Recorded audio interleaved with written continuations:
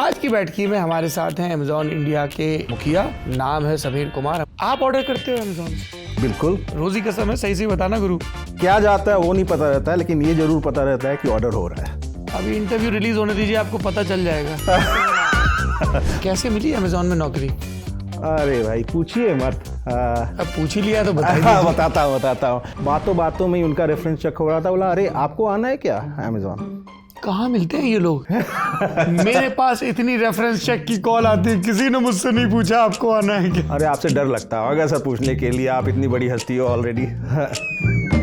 तो आपके यहाँ जो दफ्तर है, हाँ। उसमें हमको पता चला उन लोगों से बात करके कि लिफ्ट में एक व्हाइट बोर्ड लगा हुआ है। बिल्कुल। क्यों लगा है ये व्हाइट बोर्ड? अरे उसमें हम बैठ के मीटिंग करते हैं। लिफ्ट में? हाँ लिफ्ट में। अच्छा, कोई पत्थर के सनम वहाँ ऐसे नहीं पहुँचते जो लिख देते हो सोनू लव सोनी? वो भी होता है। होता है लेकिन और क्या क्या पेक्यूलियर कल्चर है, जरा बताइए। अरे अब अमेजॉन का जो है, हम कस्टमर के बारे में सोचते रहते हैं हमेशा। नहीं, ये गुरु प्रेस कॉन्फ्रेंस वाला जवाब हो गया। नहीं ऐसा नहीं है। अच्छा एक बात बताइए, और ये वाली बात सही से बतानी है बिल्कुल। सारी बातें तो सही बता रहा हूँ सर आपको मैं। पर फर्ज करिए कि हम अपने गांव में और हमारा मन करे कि बढ़िया लिट्टी बने, अरे वाह, है ना, गोईठे पे। हाँ। तो क्या गोईठा उपला वो भी अमेजॉन पे शिप हो जाता है? अभी आप चेक कर लो, हाँ, मिलेगा आपको। आपको जो कुछ भी खरीदना है, हाँ, मिलना चाहिए।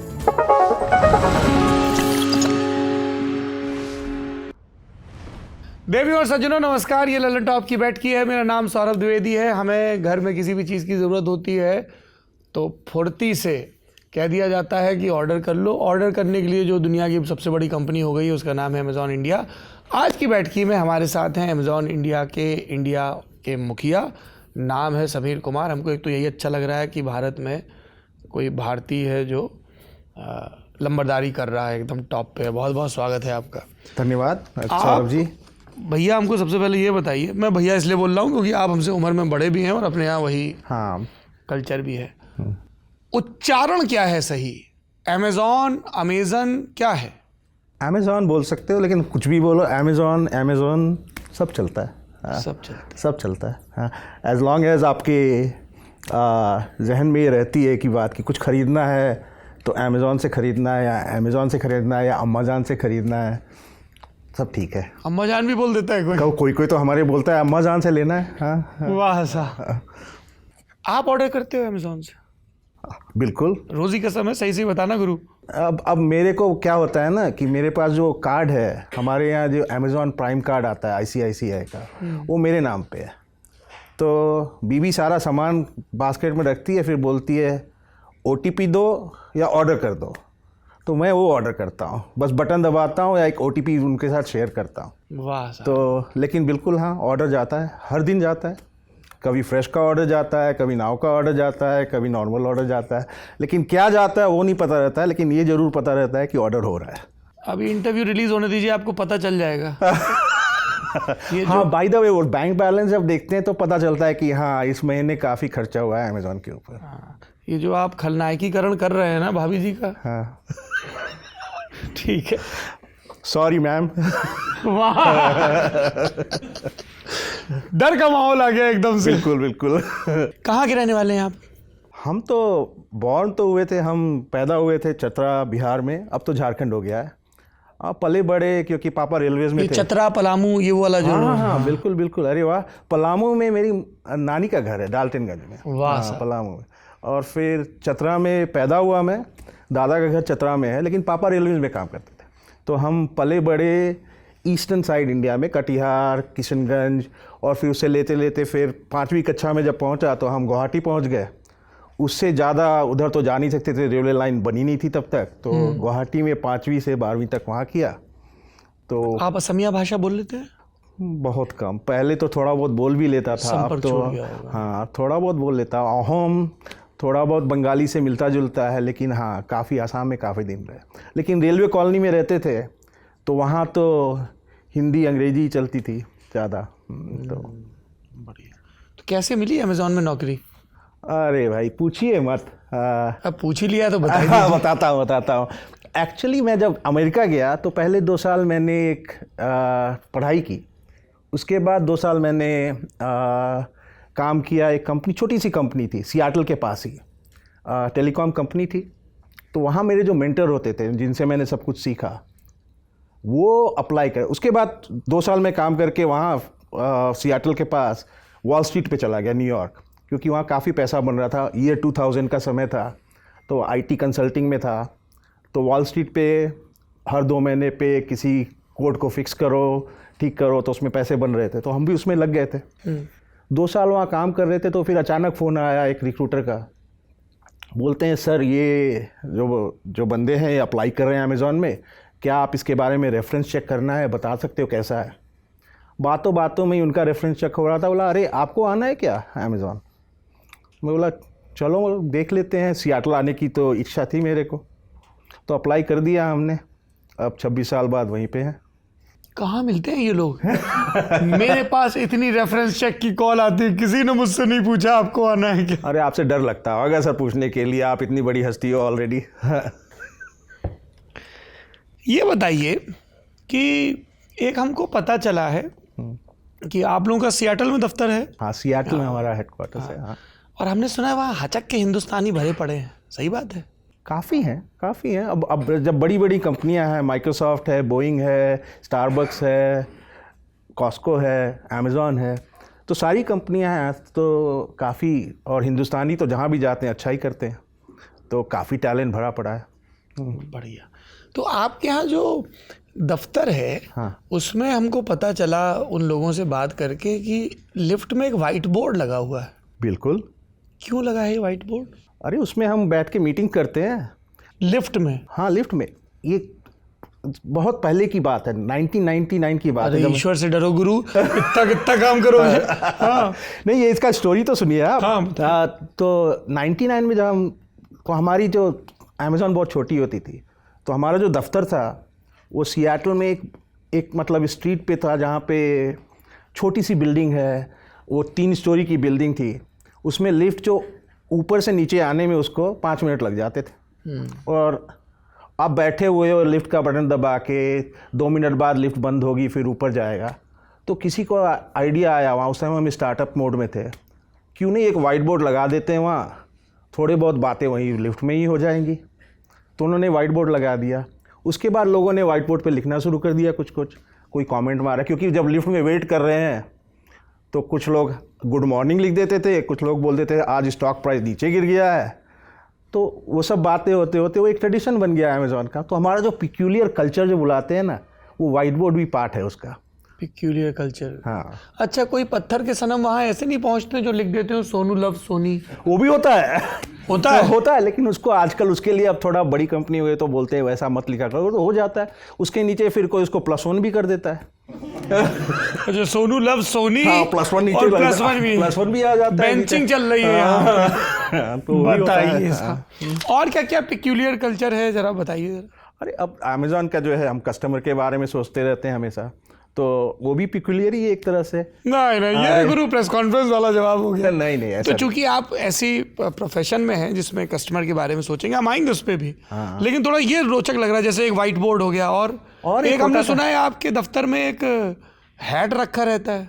वो तो मेरे दफ्तर में रहता है, बिल्कुल काउबॉय बुलाते हैं हम उसको, काउबॉय। हाँ, जैसे हमारे वो प्रभु देवा ने पहना था। हाँ, आपने देखा है वो हमसे मुकाबला में गाना, वो काउबॉय हैट याद आ रहा है। चमड़े का बना हुआ, बिल्कुल वैसा ही। वो वेस्ट में, हमारे यहाँ अमेरिका में वेस्ट में जो काउबॉय बुलाते हैं, उसमें जो आप देखोगे western movie, gun slinging culture है, मतलब घोड़े पे चलते हैं, बढ़िया गोली वोली चला देते हैं, लंबी नाल वाली। हाँ, वही। तो उसकी स्टोरी भी है, उसके पीछे भी हमारी स्टोरी है कि काउबॉय कैसे बना हमारे यहाँ। तो हम जो थे अमेज़ॉन इंडिया में लॉन्च किया हमने, 2012 में हम आए थे लॉन्च करने। 2013 जून में हमने लॉन्च किया, और पहले तो सिर्फ बुक्स और DVD चलाए थे। उसके बाद हमने धीरे धीरे और सारे आइटम्स ऐड करते गए। अक्टूबर के महीने में हम गए अपने बड़े लोगों से मिलने की, हमने लॉन्च कर दिया, काफ़ी अच्छा चल रहा है। बड़े लोग मतलब कौन? Jeff Bezos, of course Jeff Bezos, और वही तो बड़े, सबसे बड़े तो वही हैं हमारे यहाँ। हाँ, तो उनसे मिलने गए थे। तो जेफ बेजोस के साथ मीटिंग चल रही है हमारी, मैं और मेरे बॉस अमित अग्रवाल साहब बैठे थे साथ में, अगल बगल बैठे हुए थे, और उनकी पूरी टीम है, जेफ बेजोस की जो सीनियर टीम हम बुलाते हैं, उनके साथ मीटिंग चल रही है। सब ने हमें फीडबैक दिया, कॉन्ग्रेचुलेट किया कि अमेज़ॉन इंडिया लॉन्च कर दिए हो। जेफ की बारी आई, बोला तुम लोग तो फेल करोगे इंडिया में।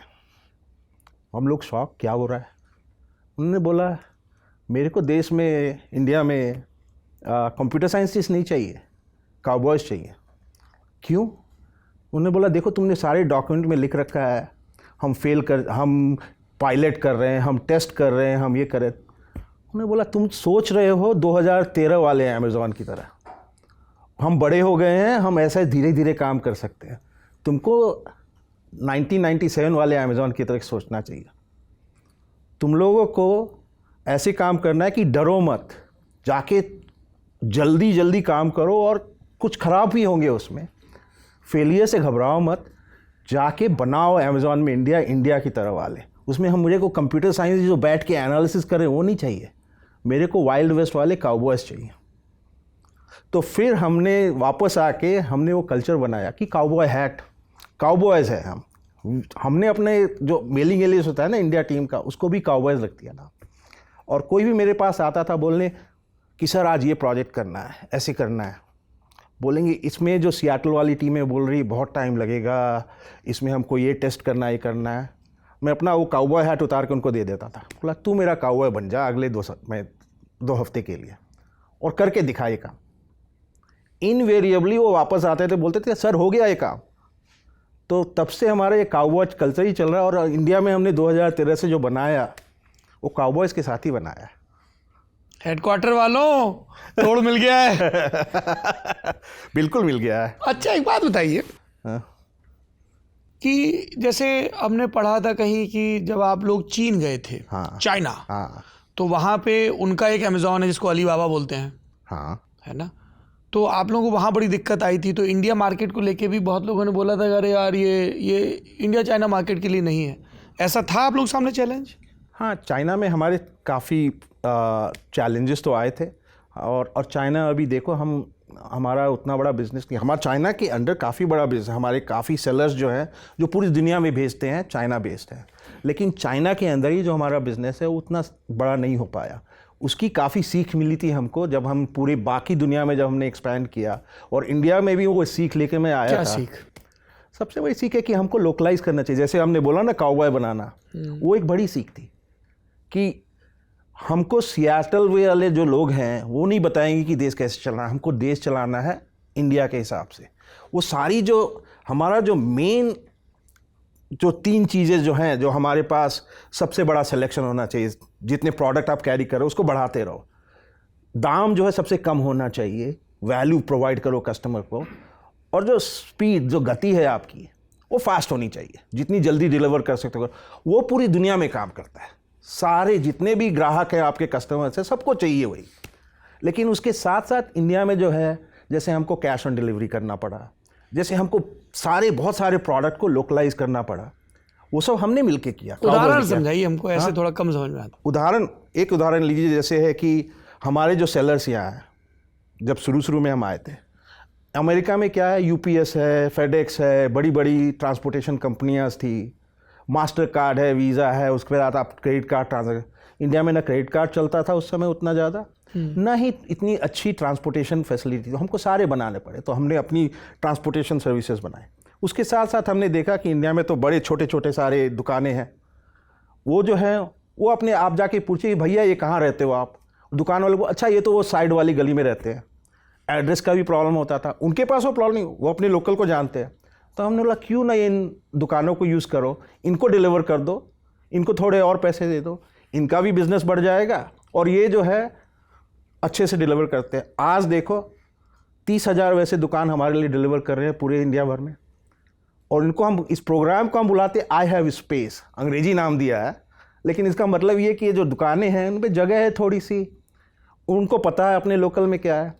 तो हमने वो प्रोडक्ट बनाया I have space for sellers in India, उनको और फॉर कस्टमर्स इन इंडिया, ताकि उनको डिलीवरी भी अच्छी मिले, कम दाम में मिले, और उनका भला भी हो जाए।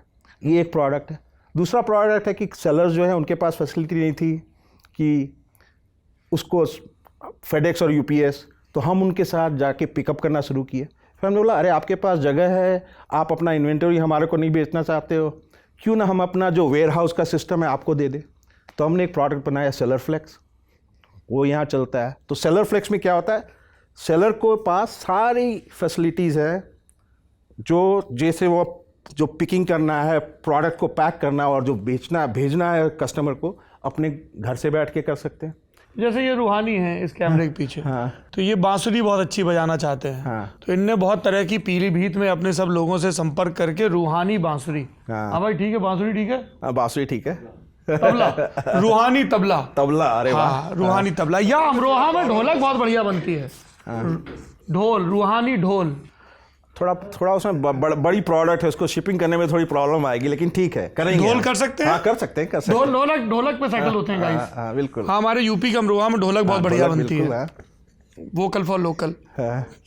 तो रूहानी ढोलक, तो अब मान लीजिए इन्होंने कई तरह की ढोलक बनाई, उसमें अलग अलग इन्होंने कोई चमड़ा इस्तेमाल किया, अलग अलग डिजाइन उसमें, उसकी वुड की कार्विंग अलग अलग है।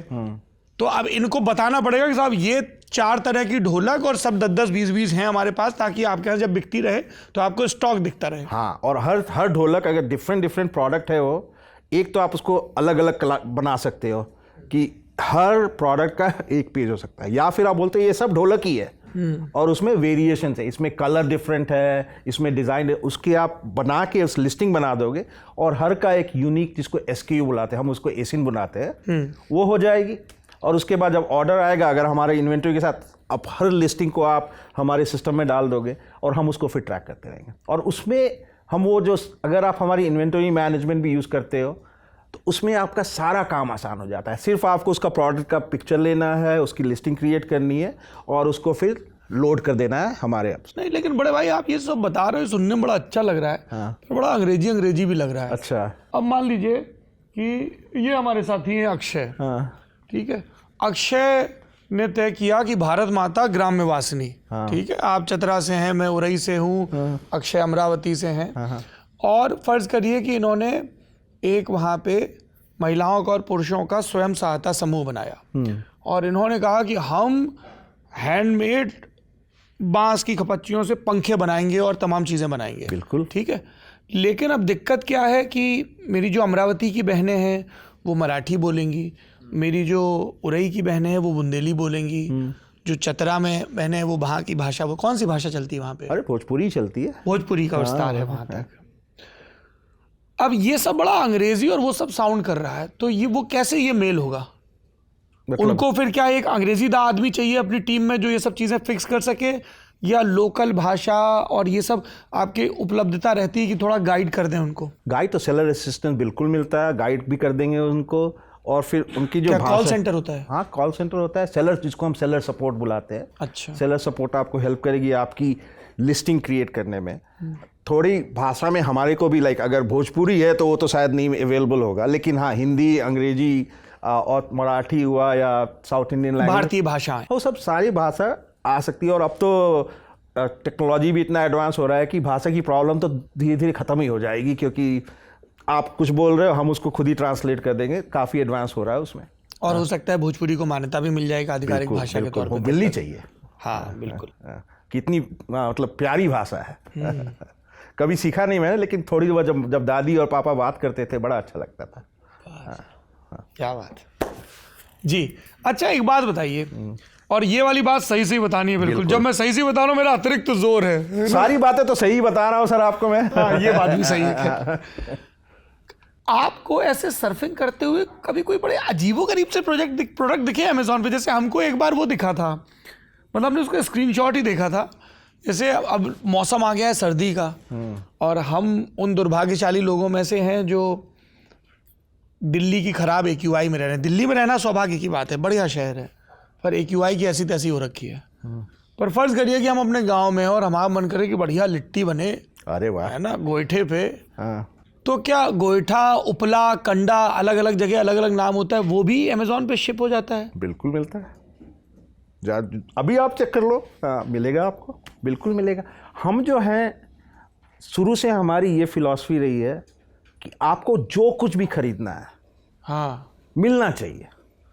अगर तो हम तो इसीलिए हम अपने स्टोर को एवरीथिंग स्टोर बुलाते हैं, सब कुछ मिलना चाहिए, सब कुछ। मतलब ये आसिफ, हाँ आसिफ को हेलीकॉप्टर ऑर्डर करना है, कर सकते हैं अमेजोन पे? ट्राई करके देख लो, कम से कम टॉय वाला तो मिल ही जाएगा आपको। अच्छा एक बात बताइए, हाँ। आपने कहा सब कुछ मिल सकता है अमेजोन पे, कई मतवाले पूछते हैं, मोहन हमारे मोहन तो ये सब नहीं करते, मोहन शरबत पीते हैं, तुम गुरु शराब की भी सप्लाई किसी देश में होती है? अगर देखिए इसमें हमारी बड़ी जो भी कंट्री में अलाउ होता है, जैसे हाँ किसी की कंट्री में शराब अलाउड है, कहाँ? जैसे मेक्सिको हुआ, अभी हमने वहाँ 15 मिनट वाली डिलीवरी जो हम बुलाते हैं क्विक कॉमर्स लॉन्च की है, वहाँ अल्कोहल बिकता है। मतलब सेकंड लास्ट पैक उड़ेला और ऑर्डर किया और 15 मिनट में आ गया तकीला। और अब जो है मेक्सिको में तो तकीला ज़्यादा बिकती है, तो काफ़ी बिक रहे हैं वो भी। बढ़िया भी है, कार्ब कम होते हैं, कैलोरी लेकिन हम दुरुस्त जो है रहती जहाँ भी जाते हैं वहाँ का जो रूल्स एंड रेगुलेशन है उसको फॉलो करते हैं। अगर कोई प्रोडक्ट आप ऑनलाइन नहीं बेच सकते हो वो हम नहीं वो तो जाहिर है। हाँ, तो अगर शराब आप ऑनलाइन नहीं बेच सकते तो नहीं बेचेंगे उसको। नहीं, अब इंडिया में तो नहीं। हाँ, मैक्सिको में है? मेक्सिको में है, अवेलेबल है, काफ़ी कंट्रीज़ में है, जर्मनी में है, मेक्सिको में है, तो जहाँ हम बेच सकते हैं अल्कोहल वहाँ को। और उसमें भी काफ़ी रेस्ट्रिक्शन है। जैसे सबसे बड़ी बात है, उसको बनाने के लिए हमको सबसे पहले एज रेस्ट्रिक्शन डालना पड़ेगा कि आपका एज चेक करना पड़ेगा कि आप 18 साल से ऊपर हो या नहीं। हर कंट्री में सारे रेस्ट्रिक्शन हो, उसको बना के फिर हम जो जितने भी प्रोडक्ट बनाते हैं उसमें भी एक तो करना है कि उस देश का रूल्स रेगुलेशन फॉलो करना है। बिल्कुल। और अगर चेक करना है कि भाई अगर आपको हम वो प्रोडक्ट दे रहे हैं तो उसके साथ साथ आपका चेक करें कि आपका आइडेंटिटी दिखाओ। अच्छा, ये हमारे कुछ दर्शकों ने भी सवाल पूछे हैं। अच्छा, हाँ। पर उससे पहले हमारा एक आखिरी सवाल, मतलब कुछ एक आखिरी सवाल और है। टेंशन तो रहता होगा, अब इतने सारे मार्केट में प्लेयर आ गए हैं, सब बिल्कुल कुछ हाइपर लोकल, कुछ ये कुछ वो। टेंशन नहीं रहता है, दुनिया भर में कंपटीशन रहती है हमारी और हम उसको वेलकम करते हैं कि अच्छी बात है। और जो रिटेल है, जो खरीदारी का काम है, इतना बड़ा बिजनेस है, इसमें तो 4 प्लेयर तो होने ही चाहिए। कौन है इंडिया में आपका कॉम्पिटिटर? काफ़ी हैं अभी तो। आपने तो आपको बताना कि आप तो ज़रूर यूज़ भी करते हो उसको, हर एरिया में होते हैं हमारे, ऑफलाइन भी हैं ऑनलाइन भी है, क्विक कॉमर्स वाले कंपटीशन भी हैं, नॉर्मल मार्केट प्लेस भी हैं, सारे कंपटीशन हैं हमारे। गाइस, दुश्मन का नाम नहीं लेना है, उसकी हैसियत बड़ी हो जाती है, ये वो वाली फिलॉसफी है। नहीं, हम अपने कस्टमर पे फोकस करते हैं ना, तो कस्टमर्स को खुश रखो। अच्छा, हमारे दर्शक हैं, उनके हम कुछ सवाल लेंगे। बिल्कुल। एक टेक्निकल मोबाइल नाम है यूज़र का, बड़ी अच्छी बात कही इन्होंने भाई। किताबों पे थोड़ा और छूट दीजिए, डिलीवरी फ्री कर दीजिए। कई बच्चे गरीब घरों से आते हैं, अगर उन्हें कम दाम में बिना डिलीवरी चार्ज की किताबें मिल जाएंगी तो आपको दिल से दुआ देंगे। कृपया सर तैयारी कर रहे हैं इन बच्चों के लिए किताबों की फ्री डिलीवरी पर विचार करें। फ्री डिलीवरी तो हमारे यहाँ है, और अगर प्राइम कस्टमर हो आप तो आपको तो फ्री डिलीवरी वैसे भी मिलती है, किताबों पे भी मिलती है।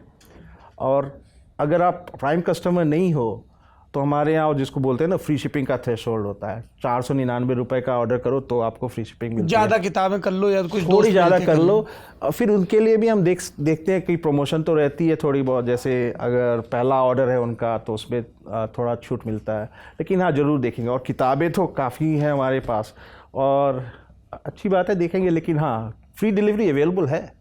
रिश्तेदारों के भी मैसेज आते हैं कभी, यार हमारी ये डिलीवरी अटक गई, थोड़ा जल्दी करो, ऐसे आती है पैरवी की, ये हमने बहुत जरूरी सामान ऑर्डर किया तो जल्दी भिजवा दो यार। वो भी आती है, और फिर बोलते हैं बच्चों को नौकरी दिला दो, वो भी आती है। और उसमें पहले वाले में हम बिल्कुल मदद करते हैं, दूसरे वाले में हम बोलते हैं कि सर हमारा पूरा प्रोसेस है उसको फॉलो करेंगे, आप रिज्यूमे भेज दो, हम अपने सिस्टम में डाल देंगे।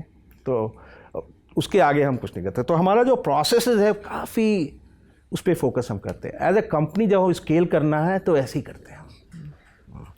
सुधर जाओ रिश्तेदारों। एक सवाल मयंक का है। हाँ बिल्कुल। एक अच्छा बिजनेसमैन कैसे बने, मेरा ये सवाल है, कृपया करके मेरा ये सवाल पूछें। मयंक, मैंने पूछ लिया। अच्छा सर, अच्छा इंसान बनो, सबसे पहले तो वही है। और हमारा जो है बिजनेस कैसे अच्छा इंसान कैसे बनते हैं भाई साहब? और हमारे लिए तो बस ये है कि सुबह उठ के मिरर में अपने आप को देखता हूँ कि मैं जो कर रहा हूँ, am I happy about it. अगर मैंने अपने आप को खुश रखा है और अपने चारों तरफ लोगों को अच्छे से ट्रीट किया है, तो वो सबसे ज़्यादा ज़रूरी है। And then continue to self improve, कि अपने आप को अच्छा बनाते हो। उसके लिए क्या है, किताबें पढ़ता हूँ, नई चीज़ें सीखता हूँ, वो सीखते रहने में तो वही है। और बिजनेसमैन, और ये तो मैं जानता नहीं हूँ, मैं भी कोई बिजनेसमैन तो हूँ नहीं, बस कोशिश यही रहती है कि अपने आप को अच्छा करते रहो। तो एज लॉन्ग एज मैं अपने आप को अच्छा करता रहता हूँ, as long as I am passionate about whatever I am doing, जो मैं कर रहा हूँ उसके लिए मैं खुशी से कर रहा हूँ, अच्छे से कर रहा हूँ, एंड आई गिव 100%, तो वो सबसे ज़्यादा ज़रूरी है। मेरे से लोग पूछते हैं कि आप इतने ऊपर तक कैसे पहुँचे हैं। बोला सबसे बड़ी बात इसमें रही है लकी था। कहाँ झारखंड से और बिहार से जाके अभी सियाटल पहुँच गया और कहाँ अमेज़ॉन, लक ने बहुत बड़ा रोल प्ले किया है। नहीं, आपकी मेहनत रही होगी उसके साथ। हाँ, वही, वो कंट्रोल में नहीं था मेरा लक। जो कंट्रोल में था, जो भी काम मैंने किया है ना, उस पर अपना 100% दिया है। और उससे देने से क्या होता है भाई, तुम्हारे जो बॉस हैं, तुम्हारे जो इर्द गिर्द लोग हैं, बोलते ये तो अच्छा काम कर रहा है। तो जब भी कोई मौका आया कुछ नया करने का, बोलते थे ये समीर कर सकता है। तो कंट्रोल जो हम हमेशा लोग थे कि क्या कंट्रोलेबल है, क्या अनकंट्रोलेबल है। अनकंट्रोलेबल लक था। जो कंट्रोल आपने जो बोला, वो मेहनत, पैशन, और सुबह उठ के बोलना कि ये काम तो मुझे अच्छे से करना है, उसी में लगा रहा मैं पिछले। तो वही, अब अच्छा इंसान जो बोलो या सही इंसान बोलो, बिजनेसमैन वगैरह का पता नहीं मुझे, यही करता रहा हूँ, and that has played a role in my. आपके इस जॉब में या पिछले प्रोफाइल्स में कभी ऐसा रहा है कि आपको खूब ट्रैवल करना हो और अलग अलग किस्म के, अलग अलग स्केल के कारोबारियों से बात करनी हो? बिल्कुल, हमेशा रहता है। कभी कोई भारत में आपको कारोबारी मिला हो, छोटा बड़ा साइज के हिसाब से कह रहा हूँ, जिसने आपको कोई बड़ी कमाल का एनेक्डोट और कोई सीख दी हो, जो आप बिल्कुल कि कभी समीर कुमार बिजनेस कोच बन जाएं, गुरु बन जाएं, कॉर्पोरेट गुरु बन जाएं, तो यार ये चीज़ें मैं ज़रूर बताऊंगा? स्टोरी तो मेरी वही रही है कि मेरा जब मैं अमेज़ॉन इंडिया लॉन्च कर रहा था, तो एक हम जो थे वो जा रहे थे जगह जगह सेलर्स को बोलने की आ जाओ हमारे यहाँ सेल करो। तो मैं गया था बम्बई में, काला घोड़ा जगह है, वहाँ पे सारी वो DVDs की दुकान थी। तो उसमें एक हमें मिले थे प्रीतम म्यूज़िक के असलम भाई। उनके पास आएंगे, सर आप DVD ऑनलाइन बेचो।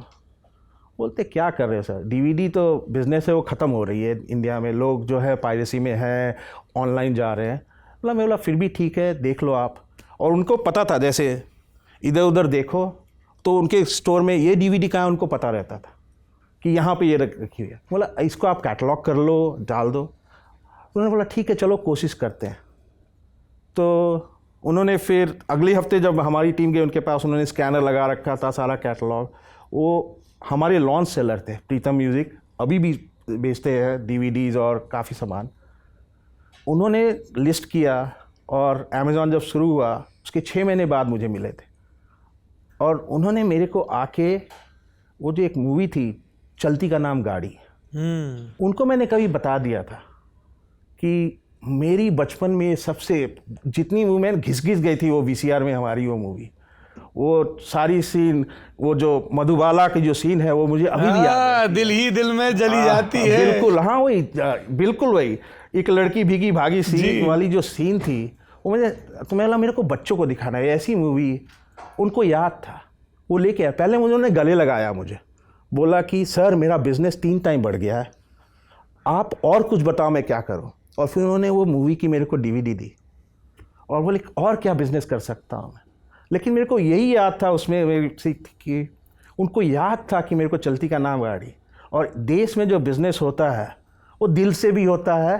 और तो वो मेरे साथ अभी भी है। वो तो मैं कहानी अपने जब जाऊंगा, जब पोते पोती होंगे तो उनको बताऊंगा कि देखो असलम भाई की कहानी। असलम भाई को तो हम वही बोलते कि हमने जो है पिछले 12-13 साल में, अभी भी मैं देखता हूँ, वी हैव ट्रांसफॉर्म, जो हमने बदल दिया है। इंडिया बेचता कैसे है और ख़रीदता कैसे है।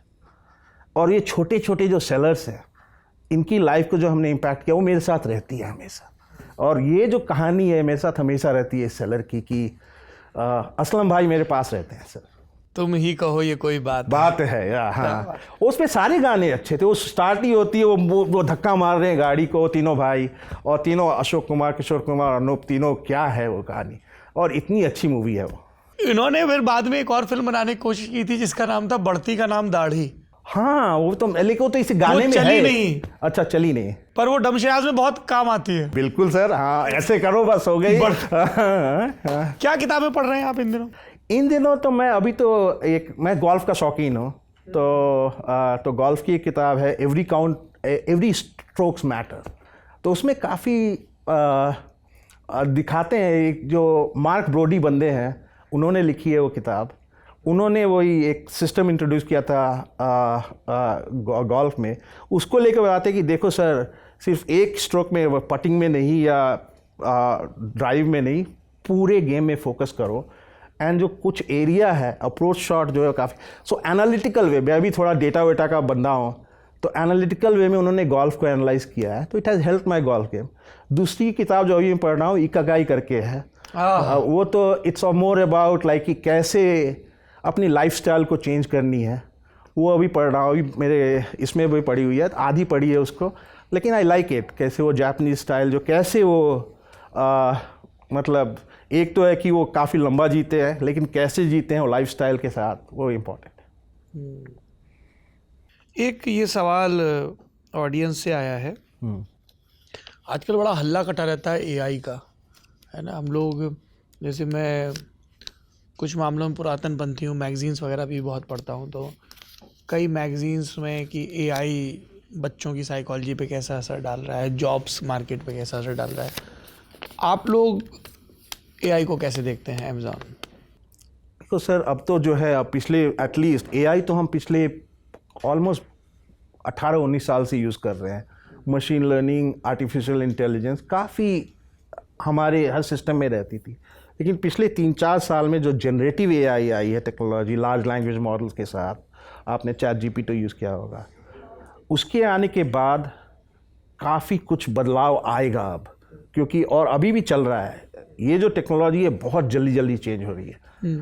हमारा तो ये मानना है कि it will change everything that we do, हमारे सब के काम में हमको प्रोडक्टिव बनाएगा, काफ़ी इम्प्रूवमेंट भी आएगी। सो ये हमारा मानना है, और हम देख भी रहे हैं ऐसा। तो हर lifestyle, every job will be impacted by this, वो किसी तरह का चेंज आएगा, लेकिन ये काफ़ी हेल्प करेगा। तो we are very positive about this. और जैसे हमारे सेलर्स के साथ भी है, आपने बोला वो हैंडीक्राफ्ट बना रहे हैं, लॉन्च कर रहे हैं, अब आपको सिर्फ एक फ़ोटो लेना होगा, और एआई जो है सारा कंटेंट हुआ, उसके पास इतना वर्ल्ड नॉलेज है, उसको देख के प्रोडक्ट डिस्क्रिप्शन वगैरह सारी वो उसको क्रिएट कर देगा। सो सेलर असिस्टेंट हमारा लॉन्च हो गया है। हमारी जो सप्लाई चेन मैनेजमेंट है उसमें भी काफ़ी, जैसे इन्वेंटरी है आपके पास, कितनी होनी चाहिए, कितनी खरीदनी चाहिए, कितनी बेचनी चाहिए। पहले था कि बड़े बड़े सिस्टम लगते हैं, अब वो थोड़ा डेमोक्रेटाइज हो जाएगा, इवन छोटे सेलर्स के पास वो कैपेबिलिटीज़ आ जाएगी। तो ये तो जस्ट हमारी बातें हैं, उसके साथ साथ दुनिया भर में तो जो जितनी भी बीमारियां थी जिसका अभी तक इलाज नहीं हो रहा है, एआई जो है उसमें काफ़ी हेल्प करेगा हमको लगता है। और आगे क्या होगा, काफ़ी चेंज होंगे। इट्स जो बोलते हैं ना, हम जो बोलते हैं इंटरनेट आया था 30 साल पहले, उसने अमेज़ॉन क्रिएट किया, गूगल क्रिएट किया, काफ़ी कंपनियां क्रिएट की। उसका जो है अब जो एआई जो आ रहा है अगले सालों में, ये काफ़ी बदलाव लाएगा, और and I am looking forward. आपने मेरी एक बड़ी फेवरेट किताब का जिक्र कर दिया है, इकिगाई का। 4 बुनियादी सवाल हैं जिनका आपको जवाब अपने आप से पूछना है। आपका किस काम में मन लगता है? आप किस काम में अच्छे हैं? किस काम को करके आप अपने जीविकोपार्जन के लिए धन जुटा सकते हैं? और दुनिया को किस काम की ज़रूरत है? अगर इन 4 सवालों का जवाब एक है तो आपने अपनी इकिगाई खोज ली। आपको ब्लू जोन में रहने के लिए कहीं दूर जाने की ज़रूरत नहीं। आप दीर्घायु होंगे, और उससे भी ज़्यादा आप जो सुबह सवेरे भाई साहब पूछते हैं शीशा देख के, आर यू हैप्पी, खुश होंगे। बिल्कुल, बहुत अच्छा आपने उसको समराइज़ कर दिया है उस बुक को, अभी तो मैं पढ़ ही रहा हूँ उसको। बिल्कुल, बहुत बहुत अच्छा। रोजी रोटी हिसाब यही है। अच्छा, ये माँ शारदा की कृपा है। मैंने बोल दिया था आखिरी सवाल पर, कैसे देखते हैं आप ई कॉमर्स को? कितना बदला, आगे क्या फ्यूचर है?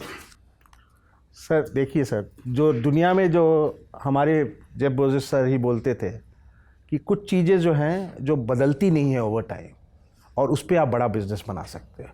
जैसे आज आपको जो है 10,000 प्रोडक्ट अगर आपको घर पे डिलीवरी हो रहा है, कल आप 5,000 नहीं चाहेंगे, कल आप उसको 10,000 का 10 लाख चाहेंगे।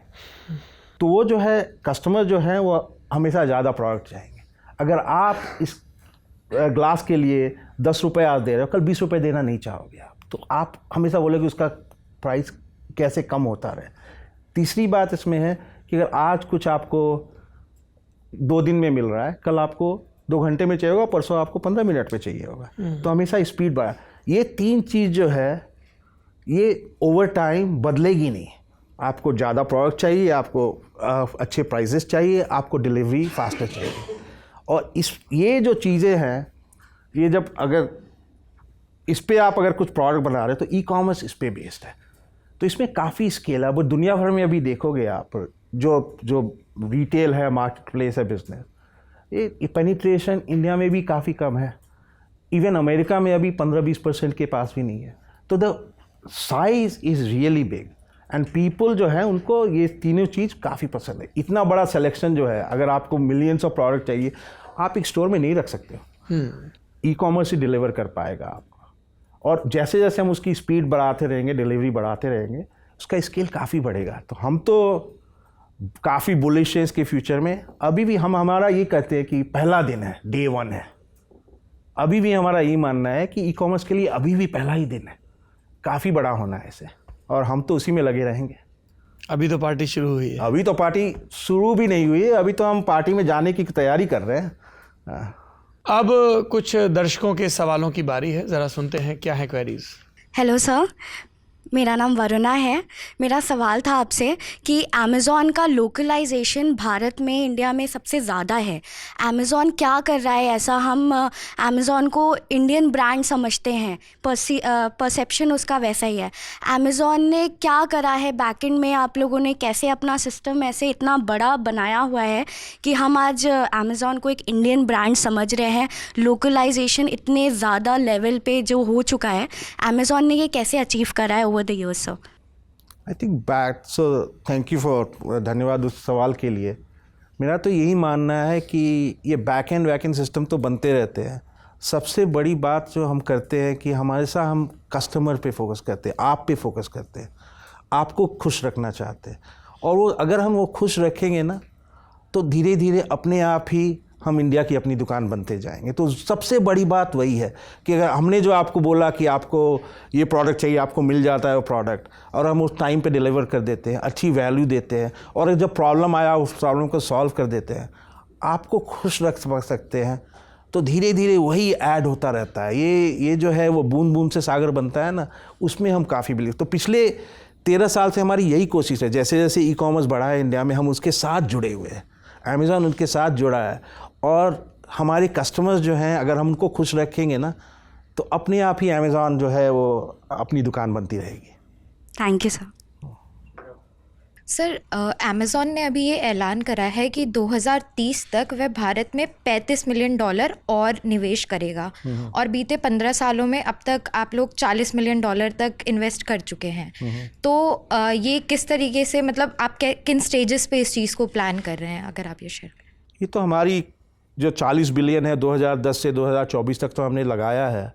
ये तो हर हफ्ते, हर साल, हर महीने चलता रहता है ये काम। हमने नए फुलफिलमेंट सेंटर लगाए, AWS में नए डेटा सेंटर्स बनाए, हमने और लोगों को हायर किया। तो ये जो अगले 5 साल में हम देखेंगे कि हमारे यहाँ अभी 1,20,000 लोग काम करते हैं, जस्ट हमारे। उसके साथ हमारे ने इनडायरेक्ट जॉब क्रिएट किया है। हम और बहुत सारे, जैसे इस साल हमने 17 फुलफिलमेंट सेंटर लॉन्च किए हैं, सॉर्टेशन सेंटर लॉन्च किए हैं, डिलीवरी स्टेशन लॉन्च किए हैं। उसमें सब में लगते हैं, साथ में उसकी इंफ्रास्ट्रक्चर सेटअप होती है। उसमें हम जो है प्रोडक्ट डिलीवरी करते हैं, उसमें लोगों का, उसमें भी हम इन्वेस्ट कर रहे हैं। तो ये तो हर दिन, हर महीने, हर साल चलता रहेगा। ये पूरा प्रोग्राम है हमारा क्या करना है। और हम वी रिमेन वेरी बुलिश इनकी देश में और तो हमने जब उसको पूरा किया है, और साथ में AI की जो इन्वेस्टमेंट आ रही है वो इंडिया में भी आएगी, उसमें काफ़ी हम मेहनत करेंगे और साथ में इन्वेस्टमेंट भी करेंगे। बढ़िया। तो देवियों और सज्जनों, बात इतनी सी है कि आपने बहुत कुछ जान लिया है ई कॉमर्स के बारे में। भाई साहब बड़े अधिकारी भी हैं, पर अब मैं कुछ आपसे भी कहना चाहता हूँ। अगली दफ़ा अमेज़ॉन का या किसी भी ई कॉमर्स साइट से हुआ कोई ऑर्डर लेके जब आपके दरवाजे पर आए, तो ऑर्डर रिसीव करने के बाद आपको पूछना है क्या आप पानी पिएंगे, और यदि आप संसाधन संपन्न हैं तो खाली पानी ना मिलाएं।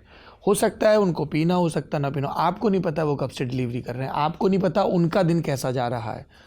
तो वो आपके घर पर जब दस्तक देते हैं तो आपने बाज़ार से जो ख़रीदा इस उम्मीद के साथ कि ये खुशी लेकर आएगा, थोड़ी सी खुशी उनके साथ साझा करिए। This is the least we can do कि आप उनसे पानी के लिए पूछिए, और जब वो जाएं तो आप उनको एक धन्यवाद कह दीजिए।